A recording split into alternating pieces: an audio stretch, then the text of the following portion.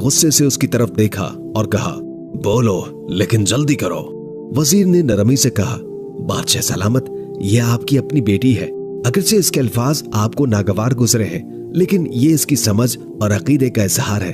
क्या ये बेहतर ना होगा कि आप इसे जंगल में छोड़ दें? वहां ये अपनी बात को सच साबित करने की कोशिश करेगी और हमें यह भी मालूम हो जाएगा कि आया ये वाकई अपने रब पर इतना तवक्कुल रखती है। बादशाह ने वजीर की बात सुनकर गहरी सांस ली और लम्हे भर के लिए सोचा। फिर वो सिपाहियों की तरफ मुड़कर बोला, ठीक है, इसे फांसी के बजाय जंगल में छोड़ाओ। मैं देखना चाहता हूँ कि ये मेरे बगैर कैसे अल्लाह का दिया खाती है और अपने नसीब का पहनती है। सिपाही आगे बढ़े और शहजादी को ले जाने लगे, लेकिन शहजादी के चेहरे पर अब भी सुकून था, जैसे वो जानती हो कि ये आजमाइश भी उसके लिए अल्लाह की रहमत का दरवाजा खोलेगी। दरबार में मौजूद सभी लोग हैरान थे कि ये लड़की किस कदर मजबूत ईमान और हौसले की मालिक है। शहजादी से तमाम जेवरात और कपड़े ले लिए गए और उसे तन्हा जंगल में छोड़ दिया गया, लेकिन शहजादी मुतमईन रही। उसका तवक्कुल अल्लाह पर था। वो जानती थी कि जो रिस्क अल्लाह ने उसके नसीब में लिखा है वो उसे जरूर मिलेगा।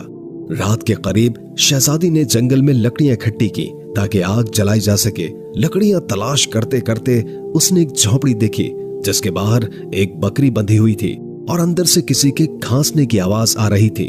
शहजादी ने झोपड़ी के अंदर जाकर देखा तो वहां एक बीमार बुजुर्ग चारपाई पर लेटा हुआ था। वो पानी पानी पुकार रहा था। शहजादी ने मटके से पानी निकाला और बुजुर्ग को पिला दिया। झोपड़ी की सफाई भी की। बुजुर्ग ने पूछा, बेटी तुम कौन हो और इतने बड़े जंगल में अकेली क्या कर रही हो? शहजादी ने अपना सारा हाल बयान कर दिया। सुबह के वक्त बुजुर्ग ने कहा, मैं शहर काम पर जा रहा हूँ और 7-8 दिन के बाद वापस आऊंगा। तुम यहीं रहो। झोपड़ी में खाने पीने का सामान मौजूद है, साथ ही नदी है, पानी भर लेना, बकरी का दूध भी निकाल लेना। ये कहकर बुजुर्ग चला गया। जब रात होती तो शहजादी बकरी का दूध निकालकर आधा अपने लिए रख लेती है और आधा दूध एक बर्तन में डालकर झोपड़ी के बाहर रख देती है।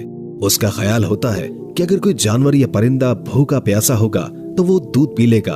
फिर वो इत्मीनान के साथ सो जाती है।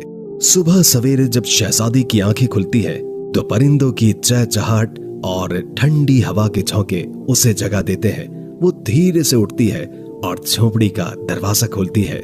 जैसे ही वो बाहर कदम रखती है उसकी नजरें बर्तन पर पड़ती है जो खाली होता है, लेकिन बर्तन के पास एक अजीब सी रोशनी झिलमिलाती है। शहजादी करीब जाती है और देखती है कि वहां एक इंतहाई कीमती लाल पड़ा है जो सूरज की रोशनी में दमक रहा होता है। शहजादी हैरत